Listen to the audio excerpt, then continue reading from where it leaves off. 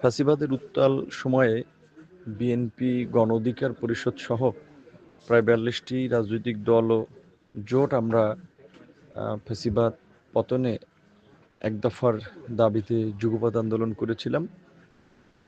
সেই সময় থেকে আমাদের আলাপ আলোচনা হয়েছে যে ফ্যাসিবাদ পতন পরবর্তী রাষ্ট্রকে নতুনভাবে গড়ে তোলার লক্ষ্যে আমরা রাষ্ট্র সংস্কার করব। সেই লক্ষ্যে আমরা যারা আন্দোলন করছি, যুগপৎ আন্দোলন, তারা একসাথে নির্বাচন এবং একসাথে আগামীতে জাতীয় সরকার করব। যেহেতু আন্দোলনটি কার্যত বিএনপির নেতৃত্বেই হয়েছে, বিএনপির সামগ্রিক সমন্বয়ের মাধ্যমেই হয়েছে, সেই ক্ষেত্রে বিএনপি নেতৃত্ব দিয়েছে। বর্তমান আরপিএর বিধান অনুযায়ী জোট করলেও ভোট করতে হবে নিজের মার্কের একটি বিধান আছে।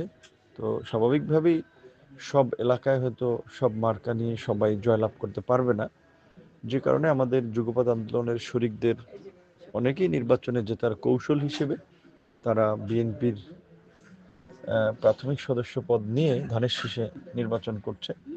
যেহেতু আমরা একসাথে সরকারও করব, আন্দোলন করেছি, আন্দোলন পরবর্তী গণঅভ্যুত্থানের পরবর্তী গত ১.৫ বছরে আমরা নিজেরা আলাপ আলোচনা সমন্বয়ের মাধ্যমে একই স্ট্যান্ডে কাজ করেছি। সেক্ষেত্রে আমরা আমাদের সাধারণ সম্পাদক রাশেদ খান ঝিনাইদহ ৪ থেকে নির্বাচন করছে, সেখানে নির্বাচনে জয়লাভের কৌশলের জন্য আমরা তাকে দল থেকে এটা অনুমতি দিয়েছি, সে ধানের শীষে নির্বাচন করবে এবং সে গণ অধিকার পরিষদের পদ থেকে রিজাইন করবে এবং আমরা খুব শীঘ্রই একজনকে ভারপ্রাপ্ত দায়িত্ব দেব।